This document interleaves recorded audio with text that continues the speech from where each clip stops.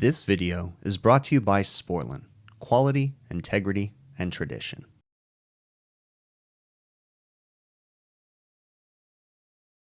Today's a bit frustrating because the work order was inputted wrong and I thought I was working on a tiny reach-in, but regardless, they said, hey, my cook stores aren't working. So I get here and they were loaded full of food, but they're at 50 degrees, go figure.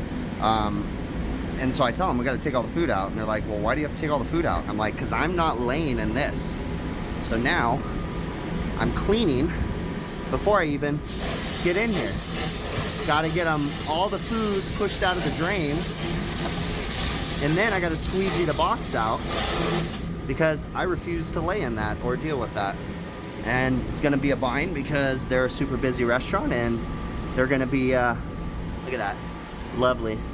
I'm going to be in their way big time, but they're just going to have to deal with it. This is the aftermath of my first rinse. There's still stuff in there. I'm going to rinse again. This is nuts. So my first step was to blow the drains out, get the drain pans clear, then make sure they're clear, then start cleaning the tops of the box. I'm not scrubbing. I'm just getting the big stuff off. They're going to have to do this. They're going to be hurting too because this is a giant unit. It's 8:40. They open at 11, but I'm not going to have this ready by noon. I still got to go get 2 OmniTemp fan motors because this guy has 2 bad fan motors. That is much better now. Still a little dirty in there, but they can do the detailing work. I just needed to get the bulk of the water and the food out. Still a few things over there. Still a random shrimp sitting over there. This little guy right here is awesome. I just made it out of a couple fittings, blowing out drains. Super easy. Super nice, and I have a rubber plug that you can put it on the end so it seals it too. Just a bunch of stuff from Home Depot. All right, that's about as good as I can get it. They'll have to do the rest. You can kind of see going this way, that way. It's much better than it was. I've got the fan motors out. Got one right there, one right there. 2 bad motors. Don't know if there's anything else wrong. I literally have my wife bringing them to me right now because I have 2 people off today, so definitely running a short-staffed crew. So yeah, and they're like all getting frustrated because, you know, they're getting closer and closer to open, but there's only so much I can do. And when the box is that nasty, you know, had they put in the work order that I was working on the cook stores, but they didn't. They said I was working on a reach-in. I'd have tried to schedule this, but I'm here now and I don't have time to come back, so it's got to get done today. So waiting on the motors. So my parts delivery has arrived. These things come with this little cooling fan. You got to cut them off on these OmniTemp motors. So got this guy, gonna put it in now. So you got to get in the box. It's kind of tight. Try not to get stuff in my head, and then we're gonna put these last screws in. I went ahead and went with 5/16 shorties, but I made sure there was nothing behind where the screws go, so that way we're not hitting the coil or anything. All right, let's go turn the breaker on and hope that there's no other problems. All right, this one's working. This one's working. This one's working. This one's working. And this one's working, so they're all working. The last thing I need to do is fix that sensing bulb for the temp control because it was just laying over here. I also installed a new time clock, and I installed one that has a battery, FMQTUZ. This one we've had to adjust a few times. This one doesn't have a battery because it's the STUZ, but we keep having to adjust it. So I put one in now that has the battery backup in it, so that way it doesn't lose time anymore. And we got to set the defrost on that still. All right, these drawers, every fan motor is getting cold. It's kind of difficult for me to put temperature probes in there, but they're all getting cold, but they all need new wheels and gaskets. The drawers are just, this is metal on metal. They should push in and stay in like that. That's decent, but yeah, everyone's jacked up. And this guy is low on refrigerant too. Oh wait, well yeah, the sight glass is flashing. I need to verify. I'm pretty sure this is the condensing unit, system D, but I gotta verify. But yeah, it shouldn't be flashing, so we're gonna have to top off the charge, possibly come back and look for a leak. Whew, I'm exhausted, all the up and down, putting all the stuff away, getting my refrigerant that I'm sitting on right now. This rack might be the dumbest rack I've ever seen because when you pull the panels off to get to the compressor, you bypass the condenser. So I've got it to where I can see the sight glass. We're gonna purge. my hoses are rather short, so this is as long as I can get them. And we're gonna go ahead and charge in through the low side. We'll clear the sight glass, and then we'll check the liquid level for the head pressure control valve's winter charge. All right, this system has a head pressure control valve. Head pressure control valves are a low ambient device in the winter that helps to maintain a pressure differential across the expansion valve. Head pressure control valves require extra refrigerant. They call it the flooded charge or the winter charge. So, normal receiver refrigeration system with expansion valves, you want a solid column of liquid, a clear sight glass, okay? Sight glass is inside here. It's only clear at the point that it's installed. That's an important thing to understand. Now, with that being said, a clear sight glass is not necessarily enough refrigerant for the head pressure control valve when it bypasses in the winter. You could come out on the coldest day of the year, pump the system or clear the sight glass, but that's not very practical. Notice my head pressure is climbing pretty high on this guy right now. So I'm pumping it down at the moment. That's an indication that we might be overcharged, but no. Now, see how it's dropping down? No. Unless it went off on high head pressure, which it could have because the suction pressure is coming up now. So anyways, the point that I'm trying to make is I am pumping the system down at the receiver to check the liquid level in the receiver, because you typically don't want to ever put more than 3/4 of the receiver, when it's pumped down. You don't want it to be filled up any more than like 75–80%, because then there's not enough room for the refrigerant to change state for expansion, and it can cause catastrophic explosions, okay? So with that being said, I think we might have tripped my high head pressure control. So we're gonna have to check and see right now. This guy it's really hot outside right now too, so I don't know if you guys can see that, but it's 96 degrees outside, and it looks like maybe we tripped on high head because suction pressure is rising and it was pumping down. So I need to have a look at that. So the high pressure control was cutting out a little early. It cut out right at 400, and we need a little more room than that because, so I adjusted it to about 415, and now it's running and the system's pumping down, so we're gonna check the liquid level when it shuts off. Like I said, this is the dumbest rack in the world. As I'm working on this guy, because I have to open that panel up, all the other compressors, I can hear them cycling on high head pressure because it's just dumb. So, I had this over here so I could get accurate temperature. I pumped the system down. It was having a hard time. Checked the liquid level on it. Once I checked the liquid level, I found that it's right at the 3/4 mark. Can't really put any more gas in it. Dumb panel. I'm gonna send another service technician out here on another day, another morning, to leak check the system, but I gotta see if the customer even wants to do that. Typically at this particular chain, they want to give it a chance. If I have to gas something up, they want me to give it a chance, see how long it lasts, then they want me to come in there and fix it. So we'll kind of give them the option. If they want us to come back and do a leak search, we can. At this point, I do want to talk a little bit more about the head pressure control valve though. All right, I kind of glanced over it, but it's a low ambient control that maintains a pressure differential across the expansion valve. You have to have a pressure difference across, especially a thermostatic expansion valve, for it to work properly.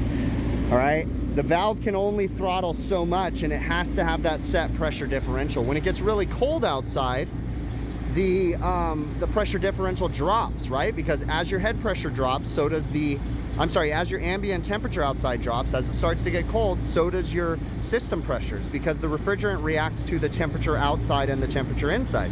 So as the head pressure drops, or as the outside air temperature drops, the head pressure drops, and sometimes it can get so low that it can cause the expansion valves not to work right. So we put in a head pressure control valve. There's a couple other methods, fan cycling, holdback valves, different stuff like that, but for the most part, holdback valves and head pressure control valves, they're kind of the same thing, just multiple components. But it requires extra refrigerant. So you clear the sight glass and then you add the winter charge. Now I want to be clear right now. If a system is designed properly, keyword designed properly, you do not have to come out in the winter and add gas and then come back in the summer and remove gas, okay? We call it winter charge, but you're not supposed to go back there and take the gas out.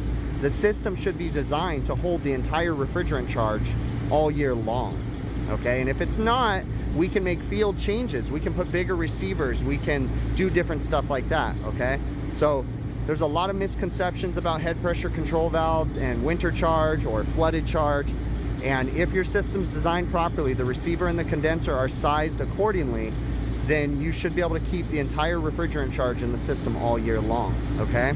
Now, there's a couple different methods to charge head pressure control valves. Talk to the manufacturer, they can tell you how much gas the system needs. You can calculate it using a calculation that Sporlan has lots of documents on, but it's just a mathematical calculation. You don't have to be using the Sporlan valves to do the flooded charge calculation.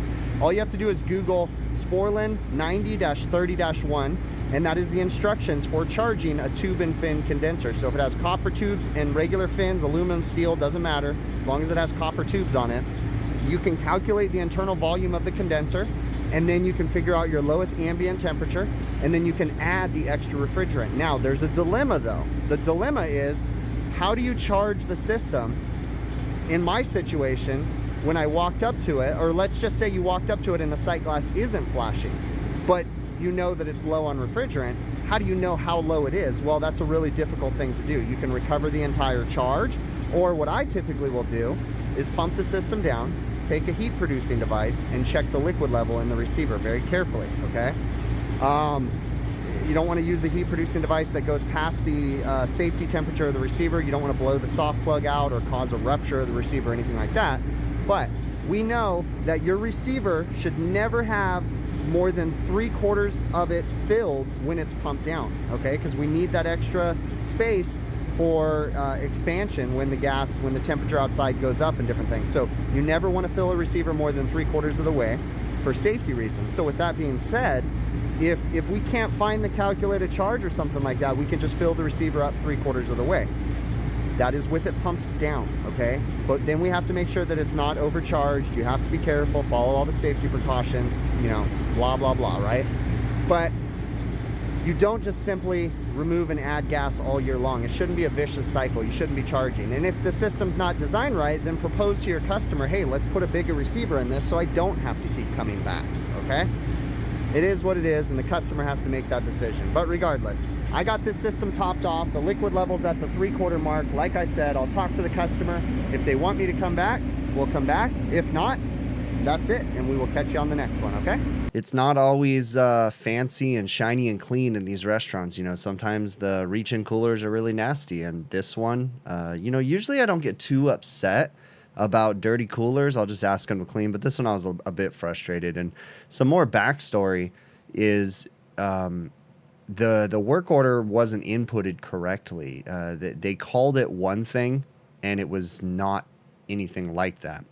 And I had a discussion, a polite discussion. I wasn't rude or anything with the manager, but I had a discussion because I'm like, look, here's the deal.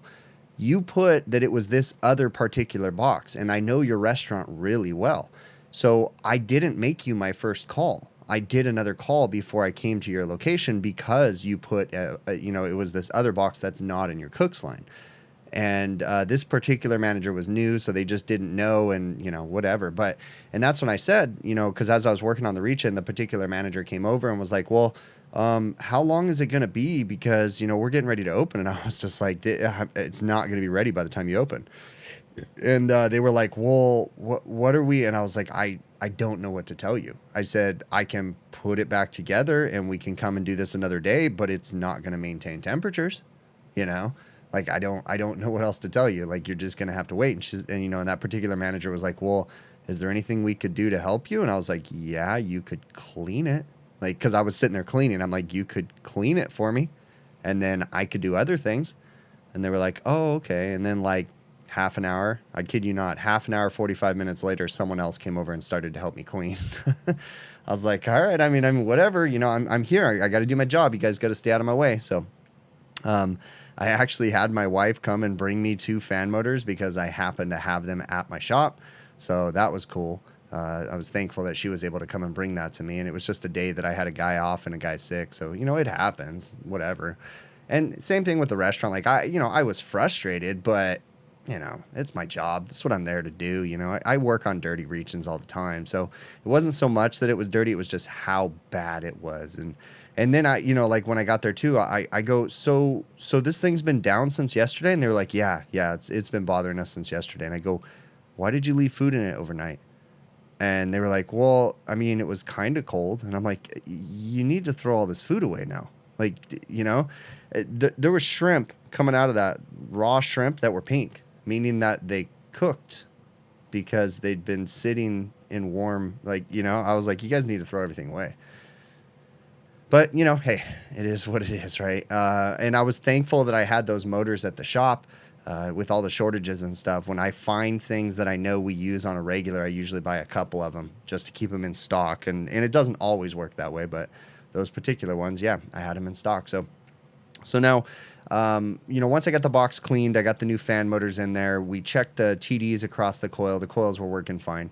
It was a little low on refrigerant, and I discussed, in detail about the head pressure control valve. I can't stress that enough, especially as we're coming out of the summer. I mean, we still got another month or so of pretty warm temperatures where I'm at, but this is that time where you're going to start seeing more of these low charge calls where the box, and perfect symptoms of a head pressure control valve system that's low on refrigerant, right? So a refrigeration system that has a head pressure control valve that's low on refrigerant. The typical call you'll get in the fall, as we're coming out, we're transitioning from the summer to the fall, you'll get the service call of, my reach-in cooler is not working.